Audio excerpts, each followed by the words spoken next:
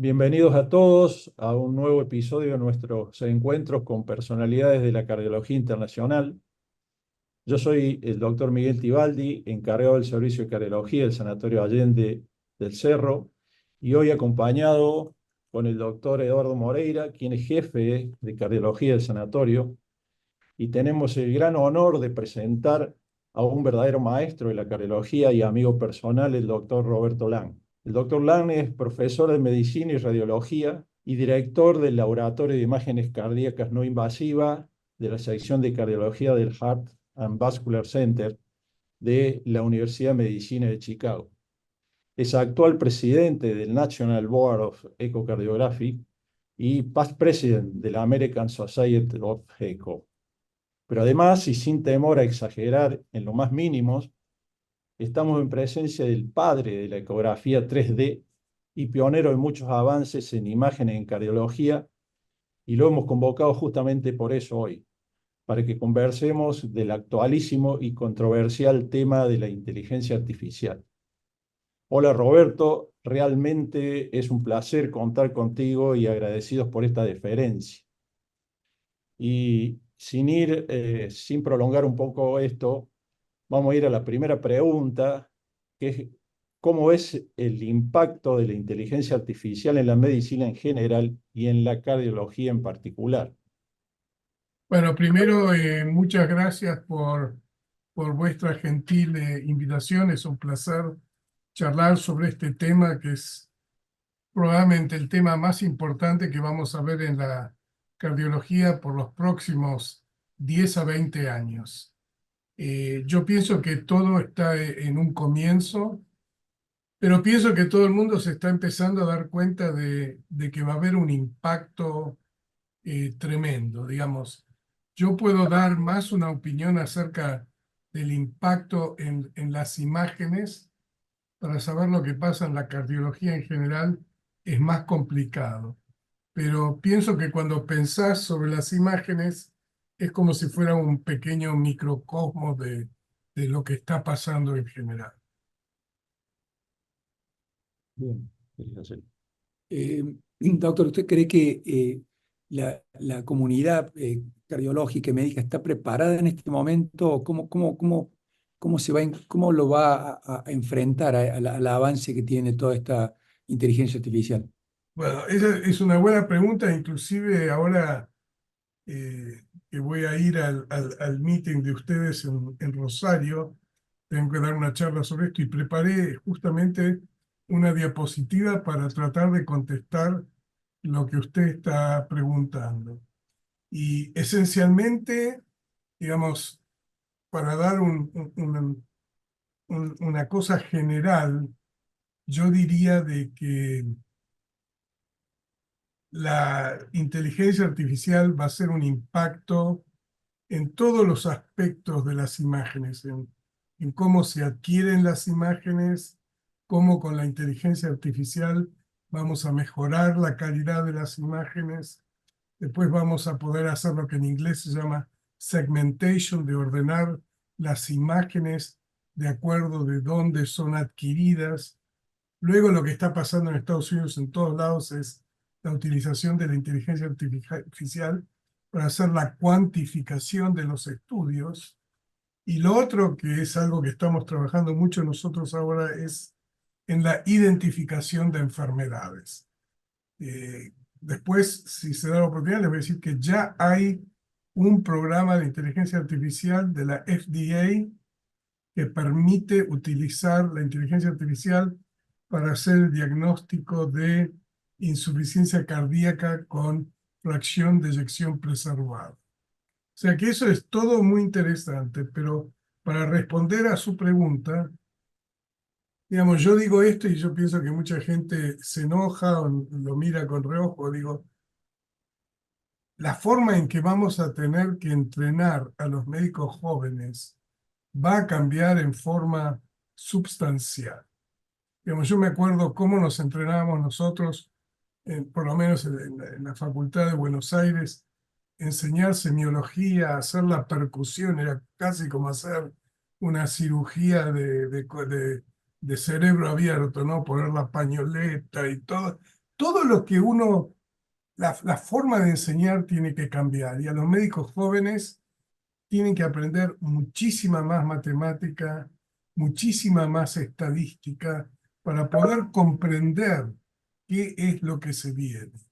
Tienen que aprender de cómo interpretar los estudios de inteligencia artificial, tienen que entender muchísimo más la composición genética de las diferentes enfermedades.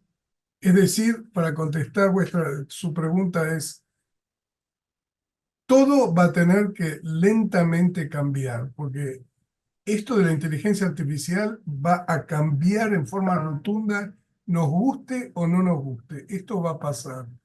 Y si no hacemos un cambio paralelo en cuanto a la educación de los médicos jóvenes, nos vamos a quedar bastantemente trastocados. Y la inteligencia artificial va a cambiar en forma absoluta la forma en que la cual vamos a trabajar y nos vamos a tener que adaptar a eso porque no va a ser posible competir sin ella, digamos. Capaz eso parece como muy avasallante lo que digo, pero realmente me parece que es lo que está pasando. Roberto, si bien, tal como dijiste, hay ya muchos procesos que utilizan la inteligencia artificial en imágenes, ¿cuáles son los avances que ya tenemos y cuáles son las investigaciones en marcha que nos adelantarían el futuro, por lo menos en imágenes, que sé que tú estás trabajando en esto? Yo las pondría en dos, Miguel, en dos grandes categorías. La primera es la cuantificación de las imágenes. Hoy en día, digamos, yo tendría que hacer otro tipo de presentación y, viste, por ahí hacer un zoom algún día y mostrarte cómo esto funciona. Pero vos podés tomar hoy en día, digamos, por una situación práctica en Estados Unidos, la ecografía se practica de forma diferente a Europa o Sudamérica. Nosotros tenemos el lujo de tener técnicos que hacen la adquisición. Yo tengo 17 técnicos y yo los instruyo a que, independientemente de qué diagnóstico tenga el paciente, todos los ecos son iguales. Si empiezan con esta adquisición y este Doppler, todo sigue igual. En muchos lugares, cuando los médicos tienen que hacer eso, es mucho más focalizado el estudio de acuerdo a lo que el médico piensa que tiene el paciente. Cuando vos tenés 120 estudios por día y cada estudio tiene entre 90 y 100 peliculitas, si vos querés adaptarte a las guías y hacer las mediciones que te dicen las guías, podés pasarte todo el día haciendo este tipo de mediciones.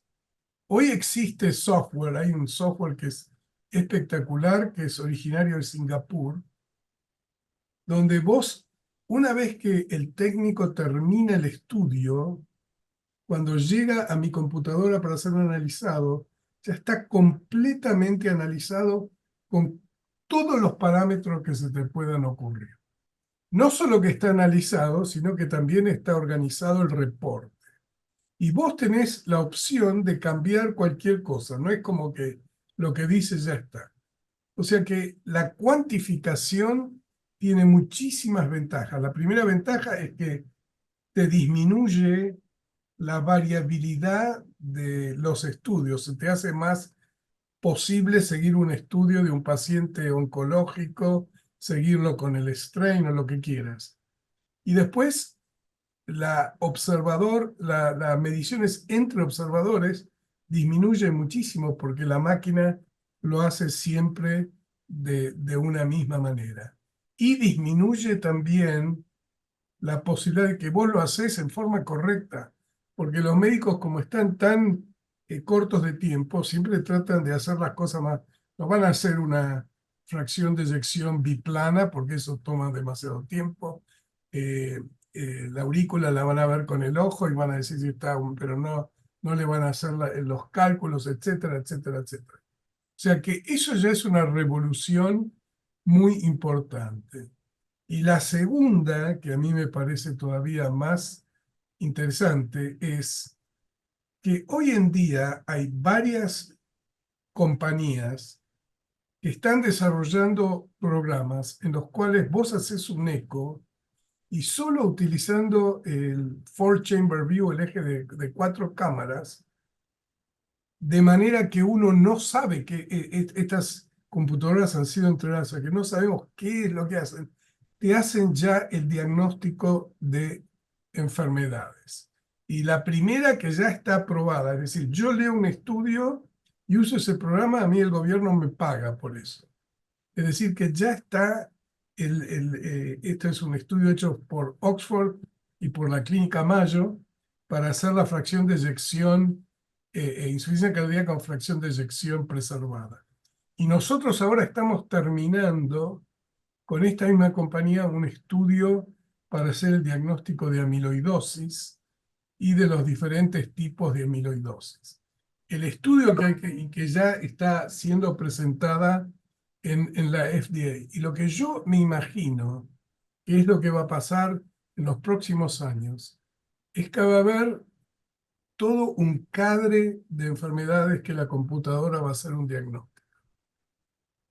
Ya es el HFpEF, después va a ser la amiloidosis, después va a ser la hipertrofia, digamos, hypertrophic cardiomyopathy, después va a ser van a ser, todo esto va a ser un cadre de enfermedades. Y vos vas a hacer un eco y digamos, lo que es fascinante para mí es que la forma, nosotros hoy en día pensamos, viene un paciente y te dice, tengo esto, esto y esto. Entra en la cabeza del doctor Tibaldi, que vio miles de pacientes, él hace su análisis fisiopatológico y dice, yo pienso que por ahí este paciente tiene esto, pero capaz tiene esto, y hace estudios para tratar de confirmar y después llega al diagnóstico. O sea que va todo en esa dirección. En el futuro uno puede pensar que todo va a ir en la dirección opuesta, porque vos vas a hacer un estudio y ya vas a tener un diagnóstico. Lo que vos vas a hacer después es tratar de confirmar que ese diagnóstico es correcto. Es decir, tenés el diagnóstico, vas a hacer algún tipo de estudio, qué sé yo, y vas a pensar si ese diagnóstico, es decir, van a ir en direcciones contrarias. Para eso falta, pero esto va a pasar, porque ya está pasando y va a haber una lista de enfermedades y te va a decir, este estudio mide tanto y sugiere que estas son las posibilidades que el paciente tenga. Y todo eso a la gente, cuando uno da charlas, a la gente muchas veces no le gusta escuchar esto, porque se siente, no sé bien qué tipo de sensaciones engendra. Pero no desgraciadamente, esto es lo que está pasando y no hay vuelta atrás. Doctor, hemos hablado hasta ahora de la aplicabilidad de la inteligencia artificial en diagnóstico, de hacer diagnóstico, como dijo usted, y en el análisis y cuantificación de las imágenes que usted habló de eco, pero sé que lo están haciendo con electro, con cámara gamma, con resonancia, con angiotac, con todo lo demás. Un área que me parece muy interesante es en la toma de decisiones. Es decir, le doy un ejemplo. Uno tiene un paciente con fibrilación auricular, sabe que lo debería anticoagular, pero al mismo tiempo el paciente tiene 85 años, riesgo de caídas, riesgo de sangrados, y ahí es donde el médico incorpora toda la información, habla con el paciente y termina tomando una decisión para un lado, para otro. Y en algún momento uno dice, no, eso la inteligencia artificial no lo va a poder hacer, cuando muchos otros dicen, la va a poder hacer mejor que los médicos. ¿Qué tiene alguna idea si hay algo No, ya no, sobre eso? ese no es un tema que yo estoy trabajando, pero 100% lo van a poder hacer.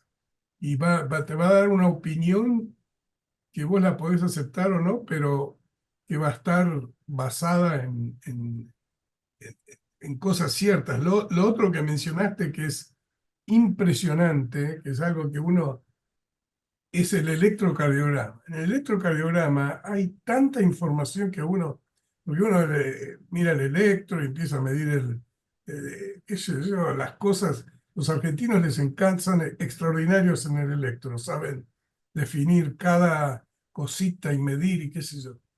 Ahora, con el electro, hoy en día, vos haces un electro y con inteligencia artificial podés decidir quién necesita tener un eco, quién va a tener quién tiene potencialmente enfermedad valvular, es increíble la cantidad de información que está imbuida en el electro. Y esto es otro tema que estamos trabajando. Con inteligencia artificial electrocardiografía es sencillo porque el tipo de información es más fácil de agrupar y de poner. Pero ese es otro tema que es impresionante, que uno, en vez de hacer un electro en el cual sale digamos, te sale el resultado automático, te va a dar un montón de información acerca del paciente, ¿no? Y eso es otro tema que está ya, digamos, hay muchos grupos que están trabajando con eso. Hay un área también que me parecía interesante y es la integración de información. Es decir, cuando uno habla de inteligencia artificial, uno dice, bueno, en vez de tener que ir up to date, de golpe tengo una pregunta, me meto en inteligencia artificial, hago la pregunta y voy a tener la información integrada, resumida, y bueno, cuando lo probé, busqué un estudio y digo, bueno, resúmame tal estudio, fue perfecto el resumen del estudio, pero cuando fui a un tema más complejo, noté que el GPT Chat no era tan bueno en ese momento, pero claramente está en una fase muy inicial. ¿Usted cree que vamos a llegar a un punto en donde vamos a poder simplemente meter la pregunta, decir, dígame lo último en tal tema y tenerlo resumido? Y la pregunta más importante, ¿cuánto vamos a poder confiar en esa información? Porque creo que acá lo importante es de dónde saca la información y cómo hace para discernir si la información viene de fuentes que realmente son confiables o no. Yo pienso que sí, digamos, todo el mundo, cada uno de nosotros jugó con el ChatGPT, inclusive yo tengo acá una persona que no sé, que le encanta jugar con eso, un ingeniero, y él acaba de usar el ChatGPT. Yo le pongo al ChatGPT dos reportes de ecocardiografía y el ChatGPT en un minuto te dice las diferencias. En el estudio 2 la aurícula estaba más grande, hay más insuficiencia mitral, etcétera, etcétera, etcétera. Yo pienso que todo eso, hoy en día vos le decís al ChatGPT, mira, tengo que escribir no sé, un reporte sobre ecografía tridimensional que tenga esto y esto, y te lo escribe. Es impresionante. O sea que yo pienso que eso va a pasar si no está pasando ya, porque vos le podés decir, tengo un paciente que tengo esto y esto y esto, cuál es el diagnóstico diferencial, y ya te lo hace. ¿Cuán confiable es? ¿De dónde o de dónde obtuvo la información?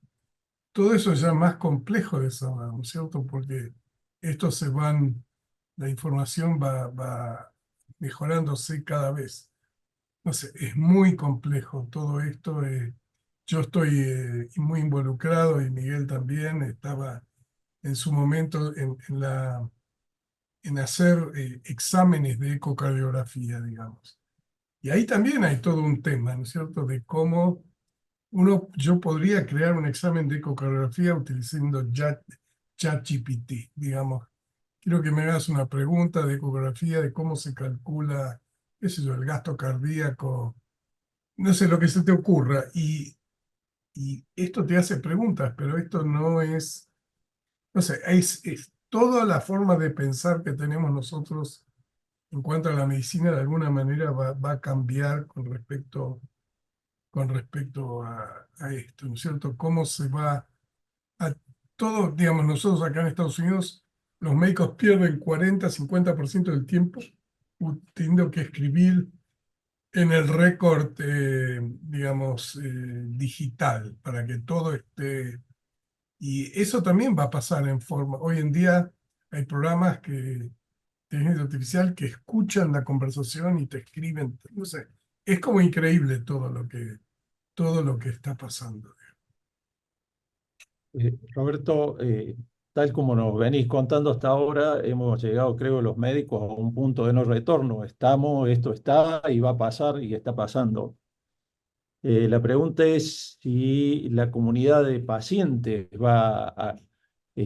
¿cuál es el nexo de confiar en datos que vengan de esto, ¿no? Creo que Eso hay es. un punto. Pero eso también vos lo viste inclusive antes de la inteligencia artificial. muchas veces acá vos vas a ver un paciente y el paciente ya hizo un estudio de lo que le parece que tiene o escuchó que tiene, lo buscó en internet, y si vos decís alguna cosa que se desvía de eso, te dice, él piensa que no sabes lo que estás hablando, digamos. Eso todo, de alguna manera, eso pasa mucho acá en Estados Unidos. No sé cómo, sí, va a tener un impacto, digamos. Es muy interesante porque lo que dicen ustedes dos son todos temas que se juntan entre lo filosófico y lo científico, y son todos temas que alguien los va a tener que, digamos, alguien los va a tener que responder, porque una pregunta que me pareció muy interesante al principio es, ¿cómo cambia el médico joven ahora que nace con la inteligencia artificial? ¿Cómo lo instruimos en forma diferente? Eso es una cosa para realmente pensar. ¿Cómo van a reaccionar tanto el médico como el paciente? ¿Cómo va a ser el encuentro? Todas esas cosas son muy filosóficas y capaz es muy temprano, no sé, porque todo esto está pasando ahora, pero otra cosa que filosóficamente es muy interesante para mí es que hasta hace mucho tiempo, yo, digamos, con el eco tridimensional era el mejor ejemplo. Yo tenía 30, 40 pacientes, le medía algo con un software nuevo en eco tridimensional y podía escribir un paper. Digamos, con 30, 40 pacientes, que yo medía algo que nunca nadie antes había medido. Hoy en día, si yo quiero hacer un paper con inteligencia artificial, primero yo no lo puedo hacer solo, porque yo puedo tener una idea, pero yo no sé las matemáticas y el software. Después tenés que conseguir miles de pacientes que tienen que estar bien organizados para entrenar a la computadora. Y después tenés que tener otro grupo de miles de pacientes para poder comprobar que lo que aprendió la computadora es correcto. O sea que esto hoy en día no se puede hacer si no tenés un equipo de personas. Y la otra cosa que es muy interesante es que todos nosotros hemos sido revisores de estudios. Y generalmente cuando hacemos la revisión de estudios, uno lee y uno entiende el método, generalmente entendés casi todo, etcétera, y uno se puede dar cuenta. Hoy en día, vos lees y no tenés la remota idea de mitad del paper. Es como que llegaste a un punto, después hay una caja negra que no entendés nada y después sale un resultado, ¿no? Entonces eso es otra forma. ¿Cómo se revisa un paper de inteligencia artificial cuando los médicos, la gran mayoría, no entienden? Hoy en día en muchas universidades no podés hacer un doctorado en inteligencia artificial. No existe. Yo tengo la suerte de trabajar con un grupo en Budapest, otro grupo en Oxford, otro grupo en Múnich. Y vos vas y la gente que hace esto son todos chicos entre 20 y 28 años. Uno es un vejestorio que no, digamos, nosotros somos como ya de museo. Y es muy interesante, ¿no? Porque la gente que lo entiende es de 2 generaciones más jóvenes que nosotros. Bueno, yo le diría que por una cuestión de tiempo, le quería preguntar si quiere dar un cierre en algún mensaje final que resuma este tema. Yo lo que, digamos, yo he hablado varias veces de esto y realmente siento que hay resistencia y hasta ciertas veces siento como hay un dejo de enojo cuando uno habla como hemos hablado nosotros, con la audiencia, por supuesto. Y le digo a la gente que sean todos abiertos, porque esto va a pasar, lo mejor es adaptarse y utilizar estos cambios en pos de la mejora del cuidado de nuestros pacientes. Esto no se puede pelear porque esto es más fuerte que es como cuando se inventó el auto, se inventó la penicilina, se inventó el código genético. Esto es lo que es. Y esto es lo que vamos a vivir en los próximos 20 años. Así que es interesante, lo mejor posible es aprender y lo mejor es adaptar lo que pasa en el beneficio del trabajo de uno y del trabajo de los pacientes. Bueno, muchas gracias, Roberto. Como siempre, muy agradecido por esta tu siempre colaboración y estar presente. Bueno, Ha sido muy espero, interesante. Muchísimas gracias. Bueno, muchísimas gracias por la invitación. Un placer siempre. Que sigan gracias, bien. nos estamos Nos viendo. estamos viendo. Gracias, Hasta Roberto. luego.